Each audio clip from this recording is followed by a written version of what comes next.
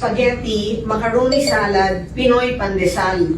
So ang total nito is 428 pesos and 70 centavos. Ito po siya. So tinanggal ko dito yung tinanong sa akin, kasya na ba po ang 500 pesos? Then I said, yes, kasya ng 500 pesos. But it depends on the number of the family members. Kasi usually, ang family members na kasya itong 500 is mom, dad, and 2 children.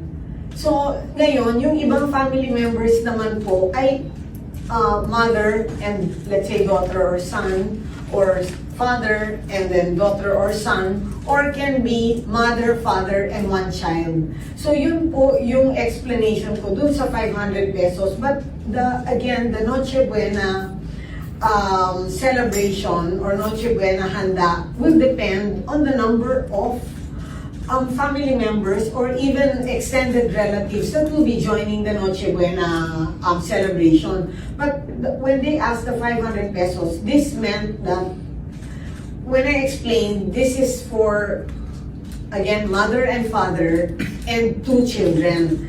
And then this guy, we got these prices from the price set by the DTI, which is this Noche Buena price guide list. In fact, itong price guide list, nandito po ito sa social media ng DTI at saka nandun din sa website ng DTI and nakapaskil din po ito sa groceries and supermarkets. So just to set the record straight, where we got the 500 pesos is for a family of 4, meaning mother, father, or basta 4 sila sa pamilya, meron na po itong Christmas ham na 170 pesos. And then yung spaghetti, which is the spaghetti noodles and the spaghetti sauce. So the noodles is 30 pesos. This is all from, again, we got this from the price guide. Dito lang kami nag-base. So the 30 pesos for the noodles and the 48.50 for the sauce. 48 pesos and 50 centavos. So a total of 78.50 for the spaghetti.